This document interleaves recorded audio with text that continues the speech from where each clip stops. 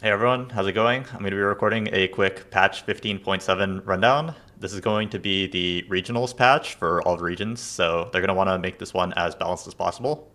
And yeah, I've been playing a lot of PvE scrims on this patch, but we can see if there's anything new. And yeah, since I have a lot of PvE scrims, I think I'll have some thoughts about how much like the changes make a difference. And yeah, let's just get right into it. Mostly just going to be focusing on the balance changes. Large changes overall were buffing the middle tiers of traits, so players can have a few more options on stage 3 and 4 to transition and adjust boards as they hit different things. While Sorcerer 6 can blow up boards, Sorcerer 4 lacks the magic damage. Some flexible sniper boards for Jinx. Small nerf to strategist. So we can take what some of the changes are. So Crystal Gambit, they're nerfing the 2 duplicators to 1 duplicator and 4 gold. I'm really happy with this change. If you guys have played the live patch, you've probably seen a lot of Crystal Gambit Mals. I'm definitely still seeing some Crystal Gambit Mals on the PvE scrims, but it's definitely like a lot less strong. It almost feels like you need to roll on 7 now and 3-star their Mals, or else you're just going to fall off a cliff. So yeah, I've seen Crystal Gambit Mals still have some success when people like roll on 7 and hit the Mals 3 fast. But otherwise, yeah, I think the comp is a lot worse. And yeah, they moved the strategist emblem to 16 kills, and they moved completed item to 12 kills, but they nerfed the gold. So overall, it's like a pretty big nerf to 5 Crystal Gambit, nerfing like a lot of the best cash outs. This Sorcerer change, I haven't really been seeing anyone play for Sorcerer on PvE. Maybe it's like a tiny bit better in the mid game, but yeah, I don't think this change does too much. This Soul Fighter change is actually like pretty interesting. I feel like it's a pretty big buff to 6 Soul Fighter. It's still not like a premier comp, but it will feel like a bit less bad if you get stuck on 4. And yeah, I think Soul Fighters is like not like a line that people are super happy to play, but when you have stuff like, I don't know, Build a Bud, Callista, Nefiri, Worth the Wait, Callista, Nefiri, or you're just like kind of forced to roll on level 8 with like some mirror items, then I think it can be like a pretty decent option. And yeah, you definitely want to fit like Volibear Braum on your board, so I think sometimes you can think about playing 6 instead of 8. These sniper changes, I have not really been seeing any sniper flex. I saw some people also try to play like the crew Jin board that used to be very popular, but it didn't really seem to be doing very well. So from what I can tell, this is not going to make a really big difference. Strategist still very popular.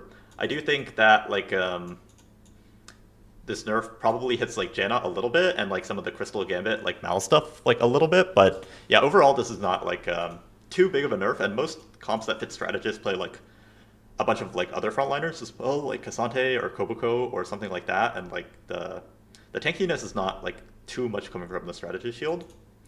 So yeah, this is like a small nerf, but strategist is still quite good. This Wraith realm change, I've actually definitely been noticing this one. I feel like Kale seems to be a lot better on the new patch, and also it feels like you can definitely play like 4 Wraith on your capped Kale board instead of 6 Wraith. Like for example, if you don't have Varus 2, there's not really any reason to play like Jin on your board, and there's not really any reason to play Malzahar on your board either. Like I think if you have Varus 2, then you would be like really incentivized to fit Sniper and fit 6 Wraith, because then the 6 Wraith is buffing both your Varus and your Kale. But if your duo carry is something like a Zyra or a Lee Sin on level 9, then yeah, I think you can totally do like some sort of 4 Wraith, 4 Juggernaut as your capped board. And yeah, I've also been noticing that like the Kale mid game is like a lot stronger with this change. So I think like out of these changes, like this buff, like these buffs are kind of fake, but this buff seems pretty real, and I feel like it's kind of brought Kale back a little bit. To be honest, I think this is a new change. I don't remember seeing this on the PvE patch notes. Either way, I haven't really been noticing it too much. I don't think this is like a change that you're really gonna notice. This they removed because the one interaction that was like super common with this was that like Malzahar would apply the dot to Mundo, and then Mundo would like cast it, cleanse that dot. So they're kind of just removing that interaction, where Mundo would like completely hard counter Malzahar. This Kobuko nerf is mostly targeted at Janna. Janna still seems to be like quite popular and common, but it kind of went from like the best comp to just being like maybe like a bit of an above average comp. I think that this damage nerf is also new. So like the scrims that we were playing with, I think they only had this mana nerf, but I think this Kobuko damage nerf is a bit new. And Kobuko, like we were building like Sterax on him instead of Warmogs. Like he was actually doing quite a lot of damage in that setup. So I think that this damage nerf will be fairly impactful, and it also looks like a pretty big like damage nerf. Like he'll probably be doing like 20-30% less damage, something like that. Like this 8% HP is where a lot of the damage was coming from. So yeah, Janna's gonna be fine, but she'll be more of like a middle of the pack comp than like the best comp, kind of how she was on live. Malzahar had a weird bug where when a unit dies, they transfer 2 instances of the spell instead of 1. That was a bug that people figured out. Since he's at the top of the 3-cost meta, we're fairly confident that this fix will act as the nerf he needs. Yeah, so they're not going to touch Malzahar at all, but they are going to apply the bug fix as a nerf, which is going to be another nerf to like the Crystal Mouse comp. But yeah, even after that bug fix, I've still been seeing Malzahar. He's definitely not like completely dead. Kog'Maw, on the other hand, is kind of more of like you only play it with artifacts now. Like before, you could see some, you know, like Shojin Rageblade Archangel Bastion Kog'Maws, and maybe it's not going to cap super high, but it can hop 4. But yeah, now it feels like Kog'Maw is like only a comp that you're ever playing with artifacts. And yeah, these Rammus buffs, I haven't really seen anyone, or like I've seen a couple people try Rammus. It didn't really look too good. I think Rammus is still like one of the weaker monster trainers. And yeah, I'm still not really sure what the situations are where you would play a Rammus. Maybe just like Kai'Sa reroll, and that's it. But Kai'Sa reroll is not very good right now. These Udyr and buffs, on the other hand, like I think Duelist got like quite a few buffs with like Udyr, Ashe, and yeah, so I've actually been seeing like a decent amount of GP reroll with like the Shojin and Gather Force. I would say that it's not like one of the best rerolls, but it can definitely top 4. It has some really bad matchups, like CC heavy boards, like Janna. It's really hard to play, but yeah, I think these Udyr buffs are like making duelists like a little bit better. I am definitely seeing a little bit of duelists. And this Yasuo nerf is, yeah, I haven't really been seeing a lot of Bastion Yasuo. It's like mostly a comp that you're only going to play with like range, like Sniper's Focus, even beforehand. And yeah, after the nerfs, it's like, yeah, there's not really a lot of Mech Mentor. There's not really a lot of Bastion Yasuo. They nerfed the Sniper's Focus to 1 range, I believe, as well. So yeah, I don't think Yasuo is going to be like a premier carry on this patch. Ashe is getting a meta buff, which will feel even better with the attack speed he gets from Duelist. Yeah, so Ashe did get a buff. I am definitely not seeing any Crystal Gambit Ashe. I'm seeing like a tiny, tiny sliver of Duelist Ashe. She seems like okay, but I don't really think she can like function as a primary carry. She's more like a duo carry to like Gangplank or something. So yeah, I think she's still one of the weaker 4 costs. And yeah, just what I've been experiencing on PvE is that like in general, it's much more of a like a reroll and like a past 9 meta, and 4 costs seem to be kind of like out of favor. So like yes, comps like Star Guardians and Soul Fighters can like totally play for top 4, but yeah, it definitely seems to be like reroll, and Fast 9 is really the way to go on the upcoming patch. This Karma buff is new as in like we were playing the PvE scrims and there was no Karma buff yet. But it's quite a small buff. In terms of a percentage, it's like 5% or less, like 4% buff. And I guess this is more of a buff to like Sorks than Mighty Mech, because in Mighty Mech the mech is obviously the carry, but in Sorks the Karma is doing like more of the carrying. But yeah, it's quite a small buff, less than 5%. I don't really anticipate this to have like a big impact on the meta. Maybe Mech will be like even like a little bit better because Mech was already like really good. But yeah, I don't think this makes a big difference. Yeah, this Cassante buff, like this is like a bit of a nerf to like Bast 8 comps that were like playing around Cassante, like Star Guardians and Akali and stuff. He's still quite good though. Like he's still gonna be like that tank that you want in like all those like Kale boards, and you know when you're playing around Protectors, he's still like a great tank. And if you're building health on him like Warmogs, then this buff is not gonna really be like as impactful. The Leona buff is I don't really think that this is like I haven't really been seeing a lot of prodigies.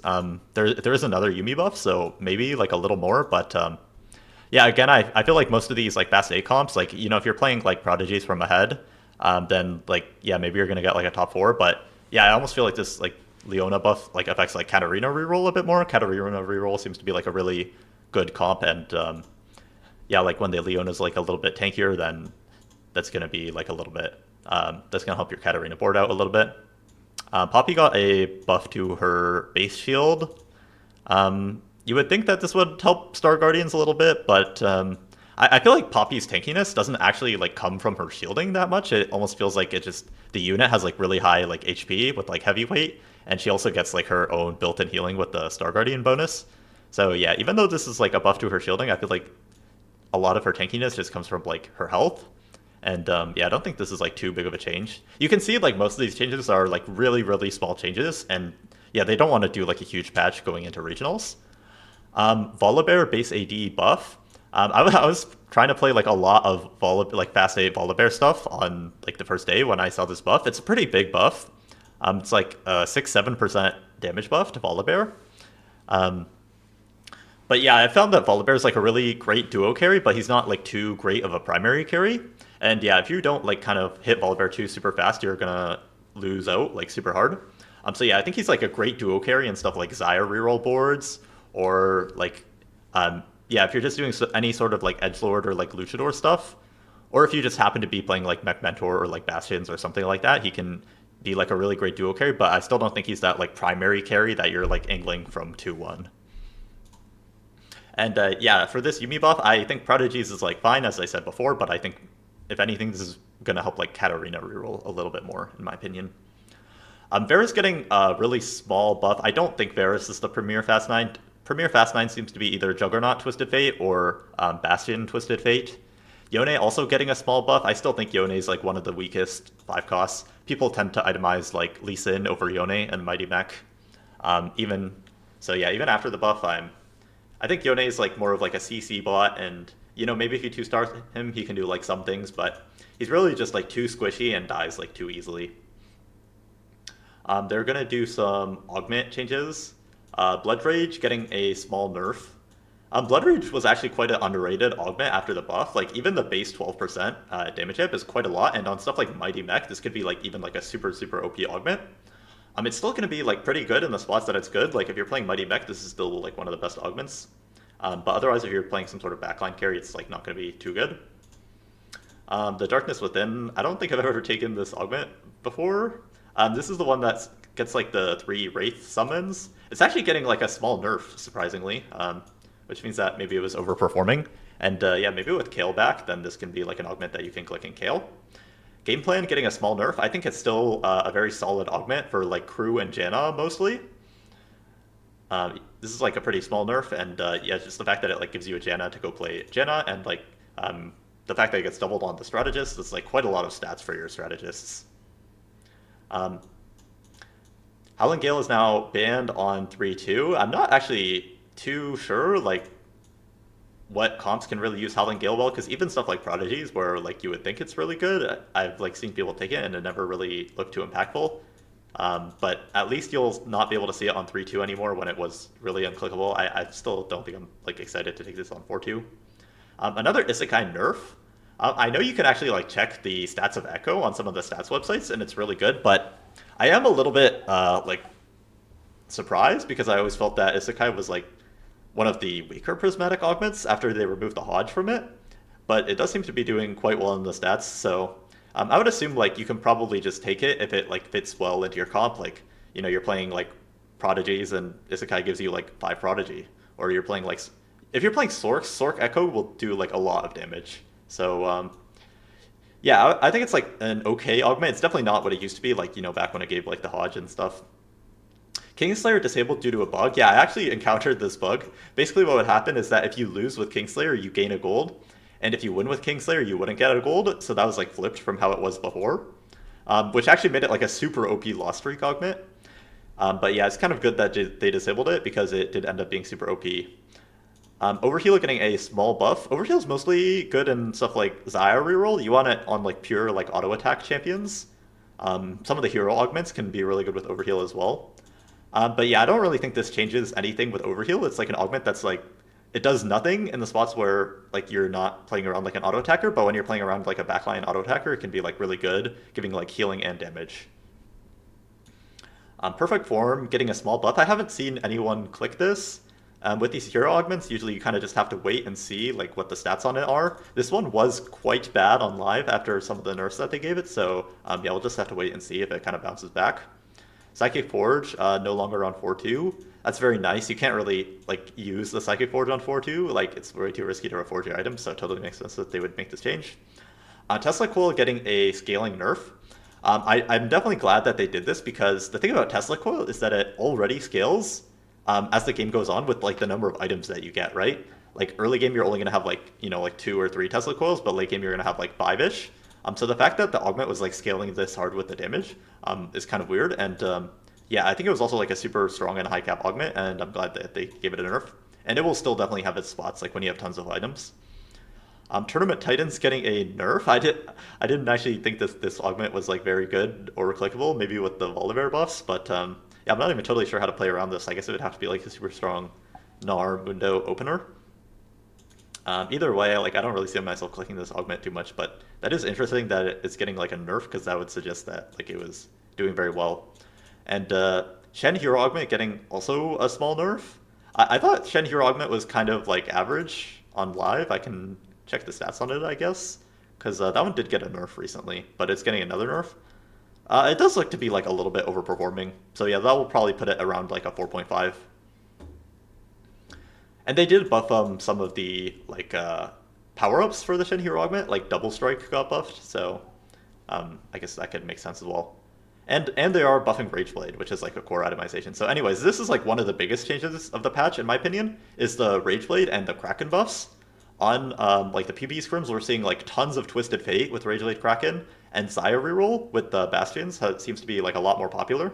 So yeah, I think Rageblade and Kraken are like very back. This is just reverting the nerf that happened like a while ago. And like 6 to 7% is a huge buff. If you think about it in terms of percentages, this is like a 15% like buff to the attack speed of Rageblade. And yeah, this Kraken change as well. Your Kraken is stacking way faster. You're getting more AD. You're getting the attack speed faster at max stacks. So yeah, these are like huge buffs to 2 items that you also like always build together, right? You're building Kraken and Rageblade together. So yeah, I think this is like one of the main reasons that TF is going to be like super, super good next patch. And I think Xayah Bastions is also going to be like quite a good comp. This is quite a small change. Last Whisper Sunder applies to all damage from attacks and abilities. They're just making it more consistent with like Void Staff and stuff, I would assume. A very small buff to Radiant Ginsu's. I don't think this one changes as much. Radiant Kraken, I think, is a really good Radiant after this change. Really good Radiant on like Xayah. If you have like a ranged Gangplank or something. I think this is like quite a good Radiant in the spots that it's good. Ashe as well. Maybe even TF, it could be pretty good. So yeah, I think this went from being like a pretty below average Radiant to being like quite a good one after these buffs. Now going to the artifacts, yeah, the Sniper's Focus range nerf that I was talking about. I think they want to make it like a little bit more of something that can is like mostly intended for like backliners. Maybe you can put it on like some melee carries, but yeah, just intuitively it should be something that you just like put on your backliners and not something that you're putting on like a Yasuo. So I'm sure it will still be like pretty good on stuff like Yasuo, GP, Viego, but just like a little bit worse than before. And some power-up nerfs, best defense nerf, super noticeable. This is not a premier power-up anymore. I don't think you're supposed to take this on Poppy and Star Guardians. I think you can sometimes take it on Kobuko and Jenna if you have like double Sterax or something. But yeah, I'm usually going for like more tank power-ups instead of best defense now. Classy removed from a lot of units. This doesn't really make a big difference because you could kind of just bench the trait if you don't want to see Classy anyways. I'm not even sure who wants Classy at this point. Denting Blows, never really seen anyone take this. Maybe it could be okay on like a tempo like buy 2 off like a 2-trick or something. Fairy Tail, I was already kind of not a big fan of Fairy Tail on Kog'Maw. I was more leaning into like Surge 66 and like Bestus Boy. So yeah, I don't really think that this is like one of the best cog powers unless maybe you have like Dawncore or something. Fury Break buff is kind of interesting because yeah, I think Fury Break is actually quite a decent power up. For example, like Xayah Bastions, I think it could be good on Xayah, and like we're seeing lots of people using it for like the Gangplank reroll where you like sack the Kale. Although like giving extra attack speed to the Kale is not really going to be super impactful. Max Arcana getting a small nerf. I do think Max Arcana needed the nerf. It was like it was probably the best power up on a lot of stuff like Cat, Nico, Hero Augment, a lot of the like scaling AP champions. By the end of the game, you're getting like 60, 70 AP, which is like way too good. And even after these nerfs, I still think it's like really good on all that stuff that it was good on before, like Cat. Over 9,000 getting another nerf, which I'm surprised about. I considered over 9,000 to be like one of the weaker power-ups, and I'm generally avoiding it right now. Stalking Dart getting a buff, but I don't think this changes anything. I think Ari's best power-up is still Mage, and you're going to be going for Mage every time. Super Mega, which is the Jinx power-up, is getting a buff. I also don't think this changes anything. I think you're still going for Gather Force. It's going to be like a lot more AD and damage. Supremacy, I think that this was the Supreme Cell power-up. This was not one that you really wanted any spot, so maybe it makes like your Darius and like Kaisa power-ups like a little bit easier to hit now. Thrill Seeker getting a small buff. This is like a pretty solid early game power-up that falls off super hard late game. So I kind of like it on stuff like any like solo leveling or like Darius or like Viego or Nefiri in the early game. But yeah, I find Thrill Seeker to follow off like really hard late game. And Unstoppable getting another nerf, which is pretty surprising. I'm not really seeing people take Unstoppable anymore.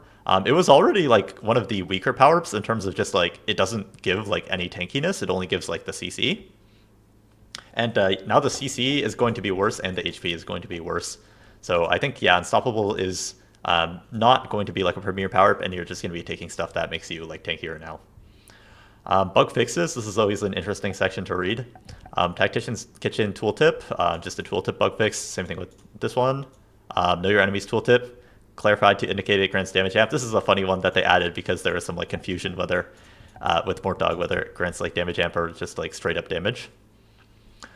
Resistant power-up tooltip. So yeah, just a lot of tooltip changes. Star Sailor properly applies the stat bonuses correctly every combat. Yeah, there's a weird bug where if you like move around your Star Sailor unit, you could lose the bonus. They did buff Star Sailor a little while back, but I'm not seeing anyone take it. I think it's still a little bit understated. And Vertical Star Guardian's also a lot less common now. Kaisa and Yumi do the proper amount of damage with Bullet Hell rather than reduced damage. This one's really interesting to me because I was taking Bullet Hell on Yumi like all the time. Without knowing that it didn't work just because it sounds like amazing on her, right? So yeah, that's very interesting to me. I wonder if I was actually like impacted negatively by this bug like multiple times because I feel like I was always taking Bullet Hell on Yumi. Although I think Bullet Hell is not supposed to be very good on Kaisa because she gets a lot of like auto attack damage. Monster Trainer champions can be combined when the player's bench is full. Yeah, I saw some like Twitter clips of people having like issues with that. And the Crystal Gambit prop no longer rounds its visual display, which occasionally causes misleading caches to occur. Yeah, this has happened to me before, where I was like 300 out of 300, but I cached like a 250 because it was rounding up or something. So yeah, pretty small bug fixes, mostly just tooltip stuff. The main thing is like the Bullet Hell Yumi working now. I didn't even know it didn't work before. I was taking it all the time. So yeah, hopefully I won't get screwed over by that. But yeah, you can see like quite a small patch. In terms of the premier comps, I'm definitely thinking like the rerolls are still going to be super good. Crew, Janna, Cat, Zaya, Bastion. Tons of rerolls in the meta, 3-cost rerolls as well as Fast 9 TF and Fast 9 Mech are going to be really good. 4 costs are a little bit weaker this patch, I'm finding. You can play for top 4, but you're really not excited to play 4 costs, and you're going to be looking for reroll direction. Yeah, it's quite a small patch, so Regionals is going to be this weekend on Friday, and yeah, I'll be looking forward to that. So thank you guys for watching the patch rundown.